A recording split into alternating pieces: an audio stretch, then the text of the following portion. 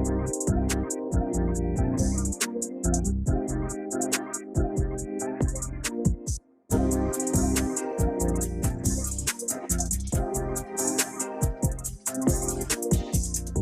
what's going on, family? Hey, what's happening, everybody? Welcome back. Yeah. Season 7, episode 2. Season 7. Loving this. You know what? We were off to a great start. Yeah. And we're going to get right into it. Yes. All of the descriptions where you can find us, follow us, make sure that you do a couple things, right? Like, subscribe, and then comment, right? Talk to us in the comments. Let us know, okay, hey, we love what you guys are talking about. And bring some healthy challenge, like, hey, what do you think about this? Or, hey, I probably don't agree with that. And it's okay. I think you can have a healthy conversation. Absolutely. And it be done right. Especially during this episode, because in this episode, we are talking about seasons of life. Seasons of life. Come on. So there's a song out there, and I'm probably going to butcher it, but I'm going to sing it anyway. We don't own the rights to it. We don't own the rights to it. To everything, turn, right? There is a season and a time to every purpose under heaven. Do.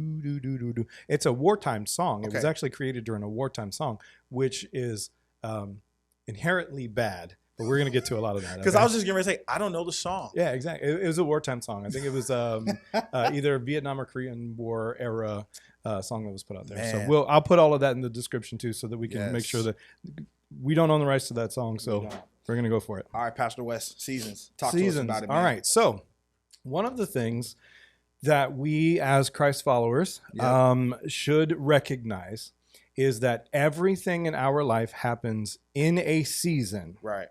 So what is a season? Well, I mean, the natural flow of life is a season.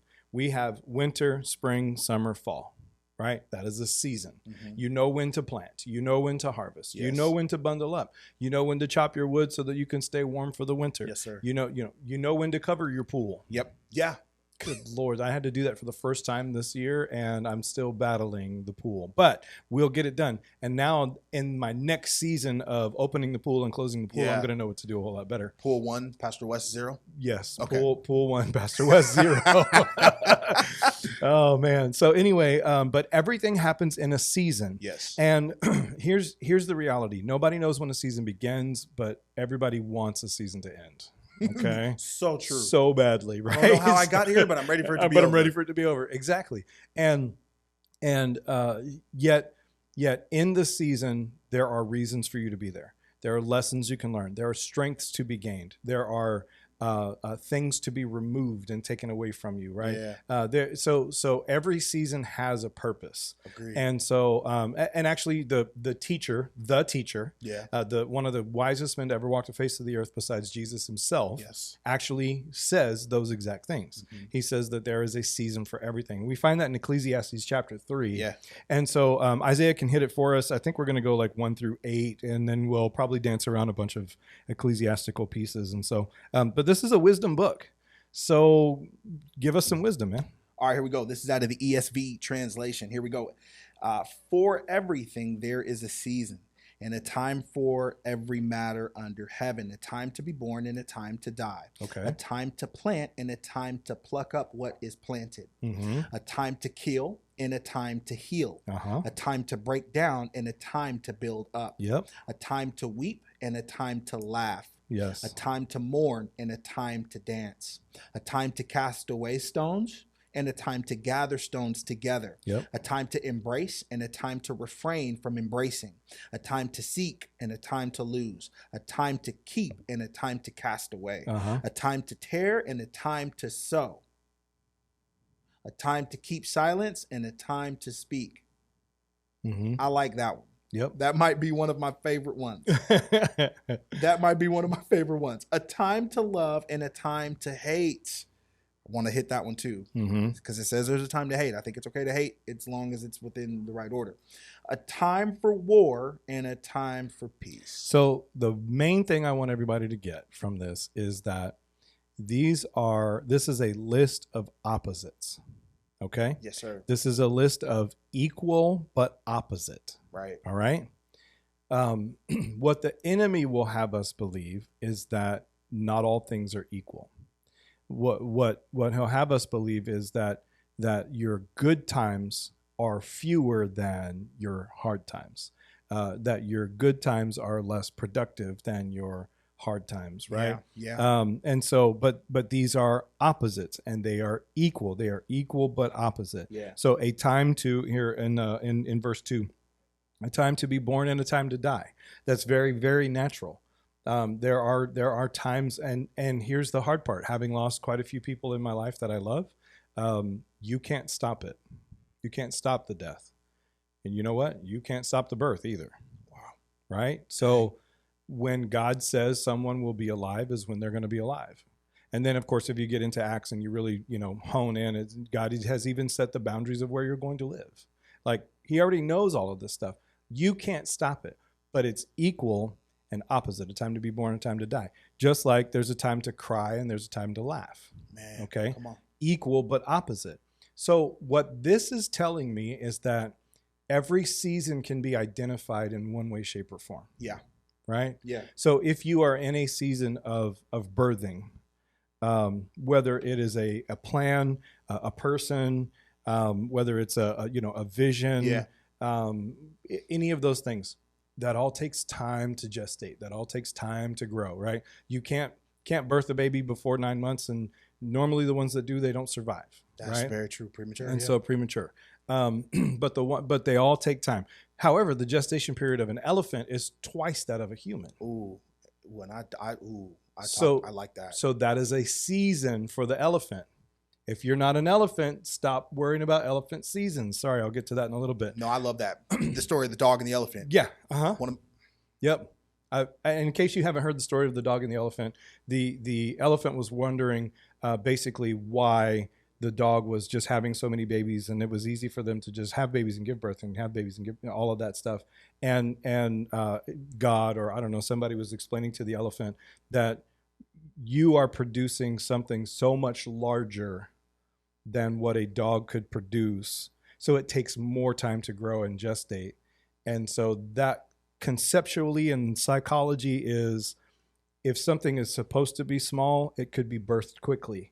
But if something is deep and large, it's going to be birthed after time. And then the story goes, when what you're giving birth to, right? This is toward the elephant, mind you. Toward the elephant. What you're giving birth to is going to shake the earth. Yep. It'll be so obvious that you've just given birth to something of significance. Yeah. Mm-hmm. Bro, I feel like we could just go home right now and kill this episode. But we're not going to. We're not going to do Keep that. Keep going. But that every season can be identified, and every season, though we might have hindsight and say, oh, that season began here. Everybody wants the season to end maybe quicker than what it should be. Yeah. And so before we get too much further into all of this, because I don't want to take too many breaks here and or too many side trails or rabbit trails. We're going to bring up our sponsor again today. Yes. Our sponsor is the like button. That's the you. Like button needs to be smashed. Yes. It needs to be pushed. The right subscribe now. Button needs to be smashed and pushed. Right now. Go ahead and hit that little bell and then say all. And or drop us a comment. Even now, to this point, we're 7-8 minutes into this episode. Go ahead and drop us a comment. What do you think about seasons? Or what season of life do you think you are in? Go ahead and drop those down in the comments. Our sponsor today, the like button. It wants to be smashed. And we appreciate it. We appreciate it. Right. Absolutely. One of the things that I love about this in particular, like these set of scriptures, right, is that both can coexist. Correct. Like, here's a prime example. I've seen this on a friend of mine's page. Okay. Celebrated her birthday. Mm-hmm. Celebrated her birthday in the evening, but in the morning had to bury her grandmother. Mm.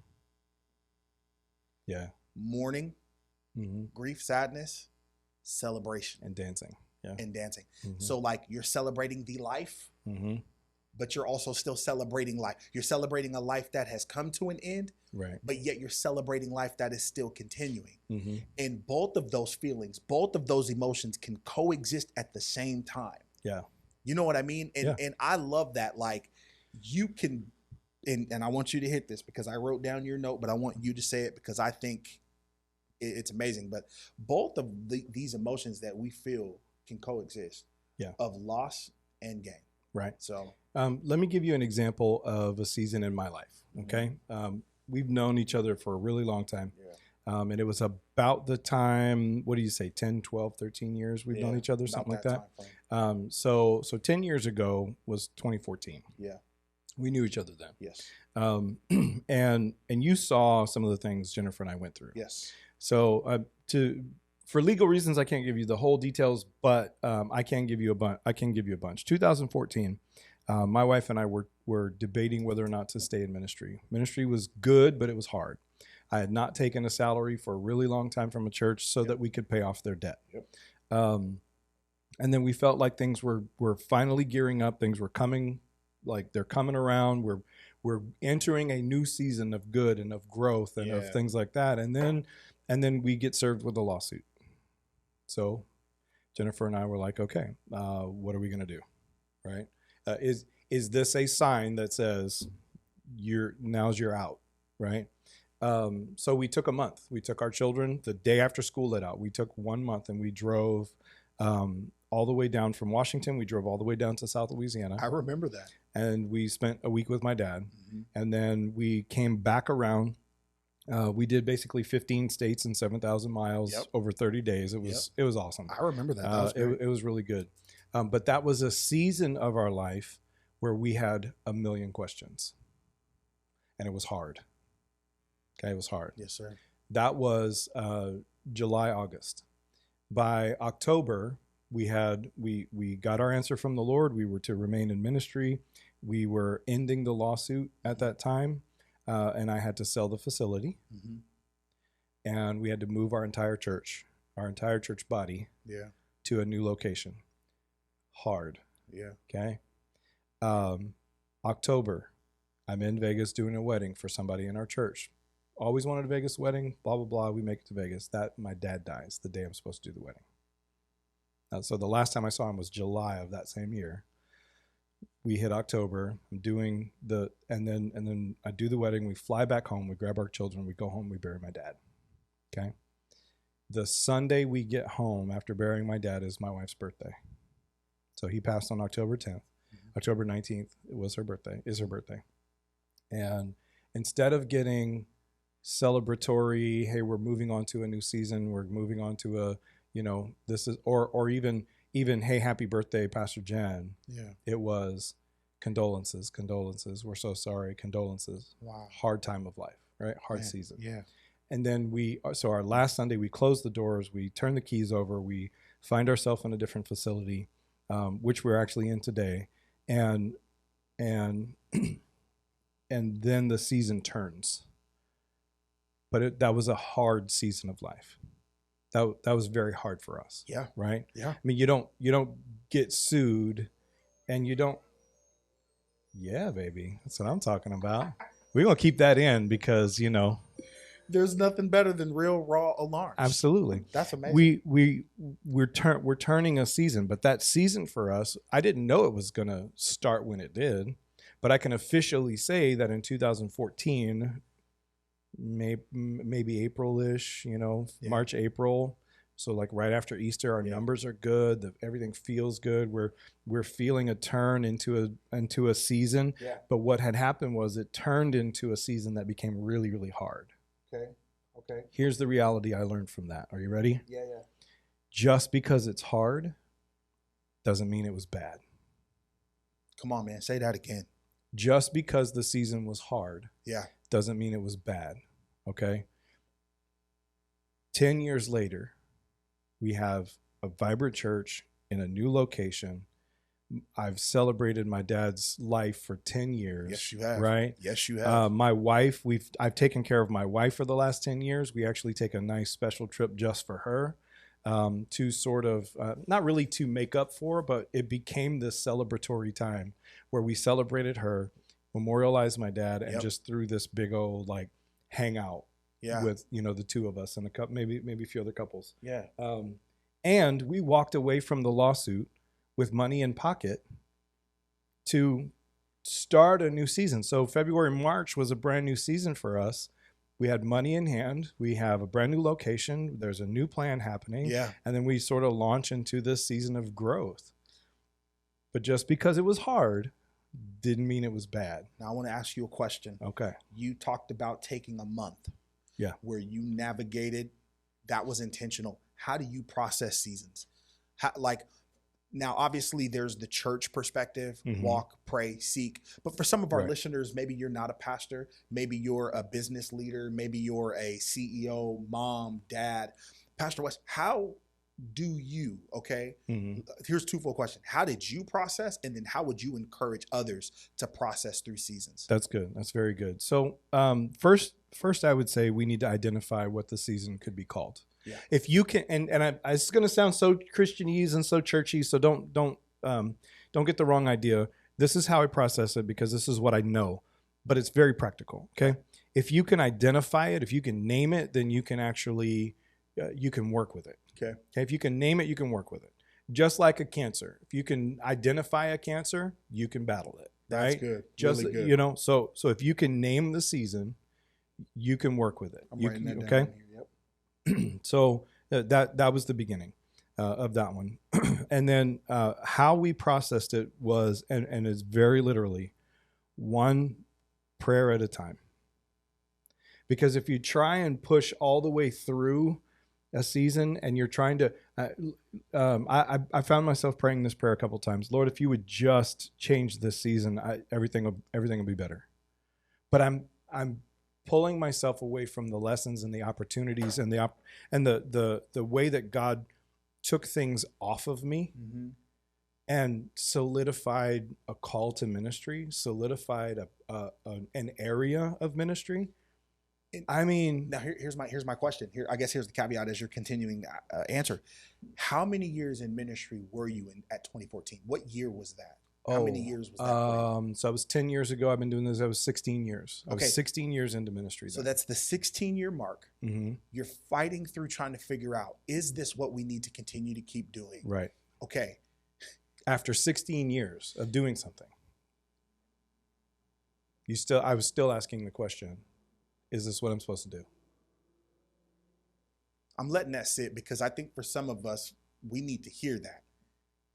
At 16 years of marriage, at 16 years of running your business, still asking the question, am I supposed to be doing this? Right. Is my time up? And processing all of that, like I said, it was one prayer at a time. We would pray, we'd get an answer, and then we'd move on. We would pray, we'd get an answer, and then we'd move on. Right? It was literally one prayer at a time. It was one plan at a time. We didn't push through the season to just get it over with. Trust me, I wanted the year that my dad died to just be done. Yeah. I've never had that before. Right. First time grieving. Well, for somebody that close. Right. I've grieved for my grandparents, and my grandparents and we were super close. Yeah. And I was there at both of their funerals, at both of their memorials. I was there. Yeah. And that's hard, but I still had my dad. Yeah. I still had my mom. Right. Yeah. Yes, and sir. So, but when dad passed, that was hard.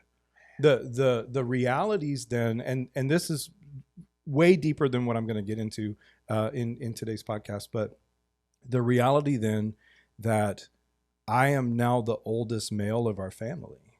That responsibility. Did you feel that? Absolutely. Absolutely, I did. And did I let it bug me? For a while. But I talked with my mom, woman of wisdom, woman who prays. She knows Jesus. She knows God. She's like, God is our Father. He's the one. We just have to keep following him. Your dad followed him. It's our job to just keep following him. And I said, yes, ma'am. And that goes into what the foundations of season one was. That goes into foundations, yep. So it was your season to follow. Yeah. It was my season to continue to go and baptize people and preach and take care of my family and all the things that are very foundational that dad taught me. To teach them what you have been taught. Yeah. Yeah. You said something, man, and I want to write it. I wrote it down in the Bible. Like I had this had to be permanent. If you can name the season, you can fight it. Right. If you can name the season, you can fight it. If you can name it, you can deal with it. And the reason I say that is because the world around us is in constant identity flux. Constant, right? I think I mentioned it in the last episode. There's this gigantic push for radical individualism, right? I think I said that. Same thing with the seasons.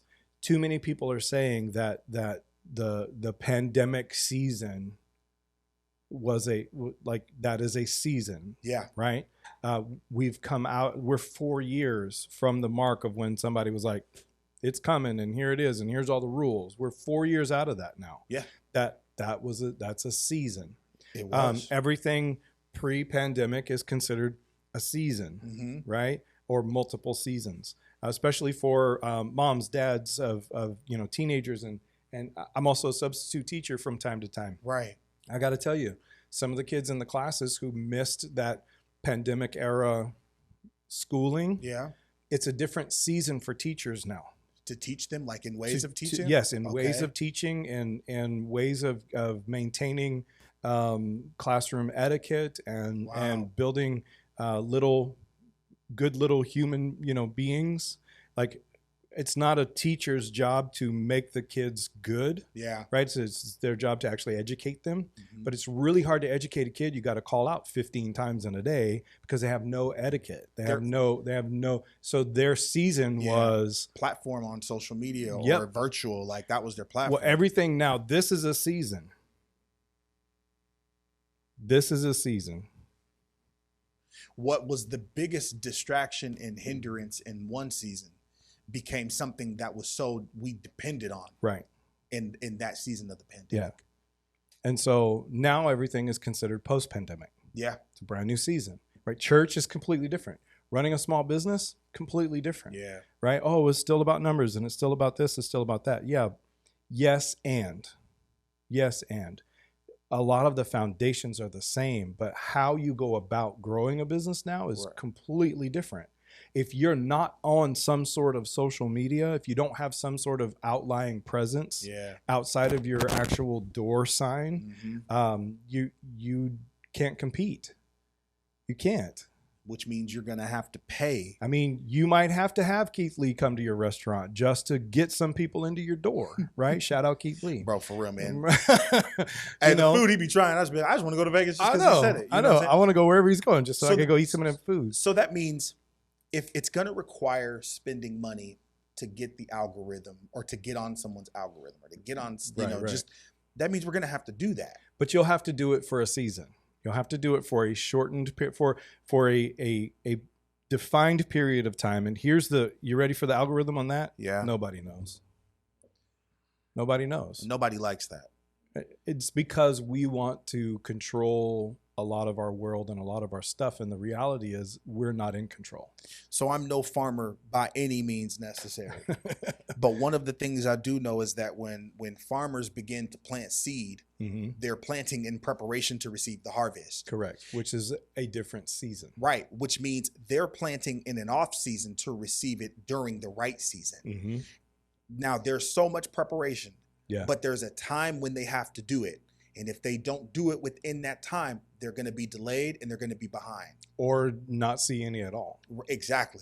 So now you're going to miss crop. You're going to miss production. You're going to miss all of those things. Yep. But here is something, and I know we're coming to the conclusion here. But in verse 14 in Ecclesiastes chapter 3, this is what it says. I perceived that whatever God does endures forever. Nothing can be added to it, nor anything taken from it. Yep. God has done it so that people, watch this, fear before him. That's right.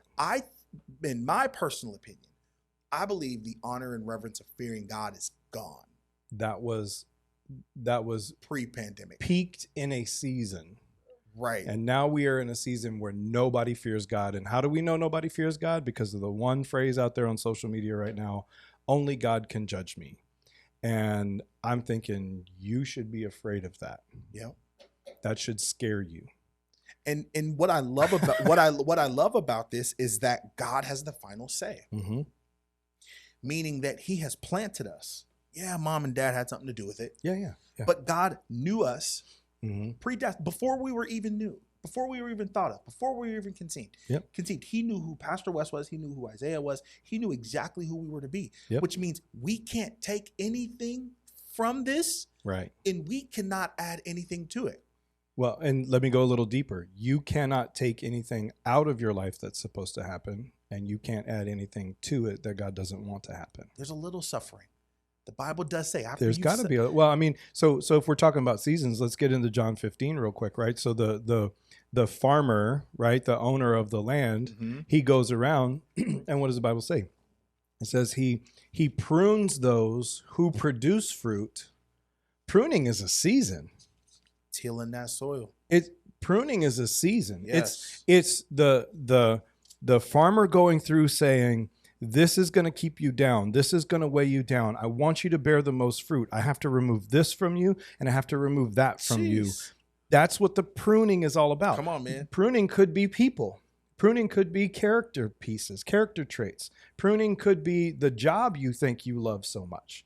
Pruning could be the business you think you thought you needed to start, but it doesn't go anywhere. And you're sitting there going, God, why? God, why? It's because he's pruning away the things that, again, you can't add anything to what he wants for you, and you can't take away anything that he wants to happen to you. You can't. That's all pruning. Pruning is a season. And then there will be a season of fruit bearing.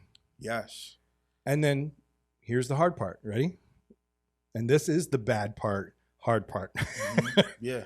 If you don't produce fruit, if you ever stop producing fruit for the kingdom, if you ever stop producing fruit for the king, he cuts you off and you're no longer available to do those things.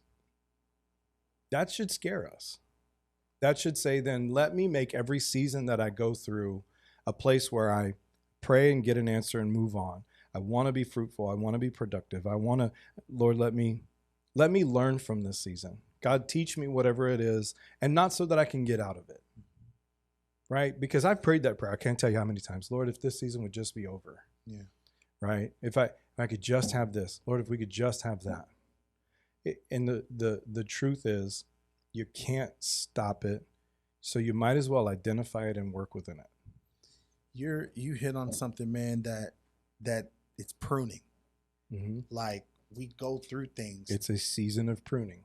And that pruning is uncomfortable. Absolutely. But it is so necessary. Yeah. Because we can't take in old, rotten fruit to something that we're trying to produce or see as new. Right. Well, and you can't, I've been to a bunch of vineyards. I've talked to a couple different keepers of the vines, I guess, for lack of a better term. I can't think of the name right now.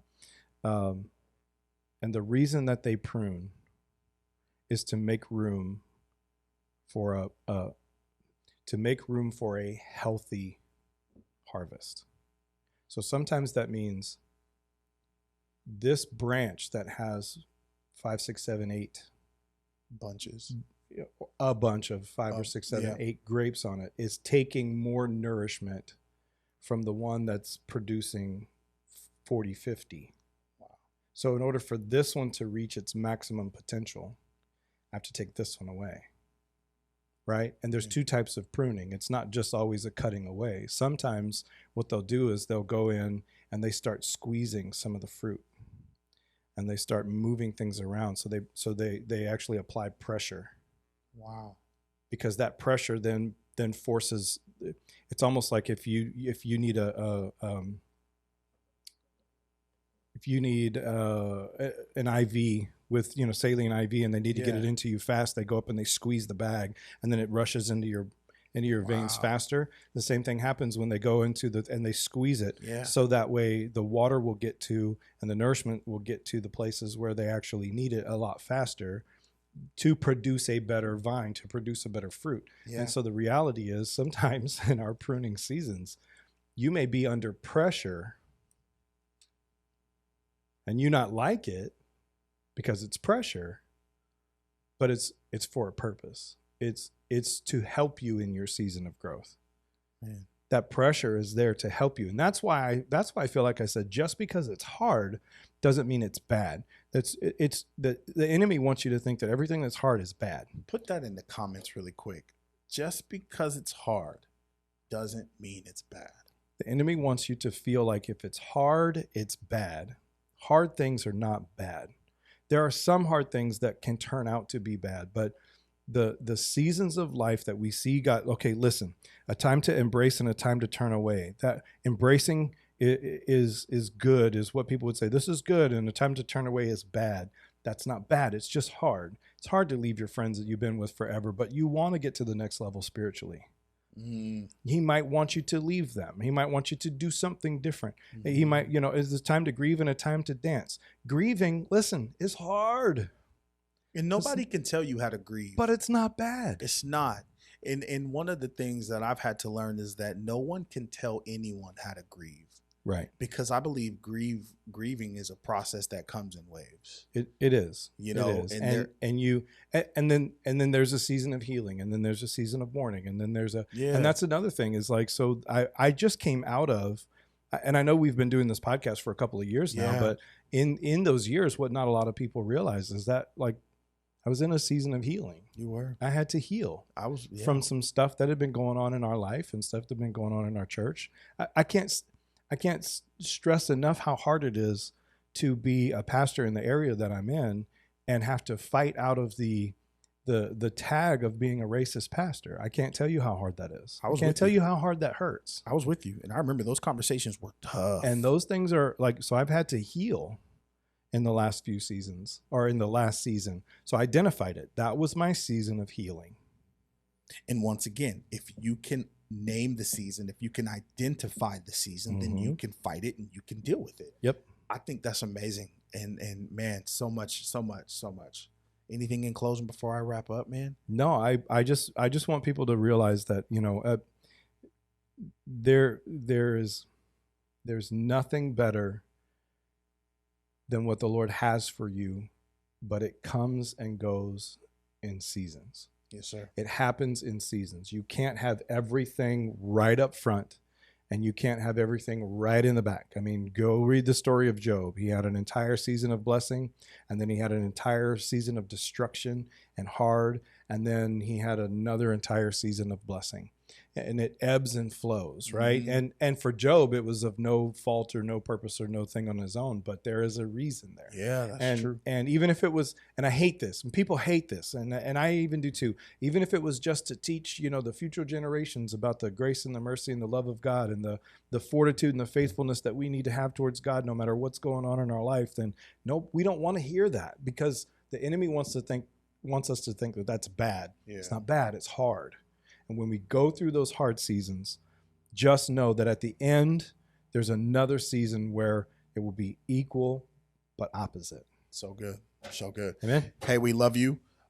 Listen, one of our mantras, and I think we've been saying this for the last 6 seasons now, 7th season. We'll keep going. We don't know everything, but we're willing to walk with you through anything. And so what that means is that we just want to, our prayer here is that as you're listening to these conversations, as we're diving deeper and as we're growing, that you're getting some nuggets, that you're getting some takeaways. And so, with that being said, subscribe, share, comment, talk to us, let us know, hey, I love what you're talking about. Hey, I'm in a difficult season. Let me ask you this question. And it's the same question that Pastor Wes asks me, and he asks us when we, have our brag table, when we ask us, but what is God speaking to you in this season? That's right. What is God speaking to you? How do you, where do you feel that you're at in this particular season, and what is God speaking to you? Yep. Hey, listen, I want you to gear up and I want you to get ready. Next episode, it is titled, But If You Say So. If you say so. If you have not liked, if you have not followed, subscribe, make sure you do that. Go to Pandora. You can find us, Spotify, buy me a coffee. We cannot wait to see you here. Love you. Peace.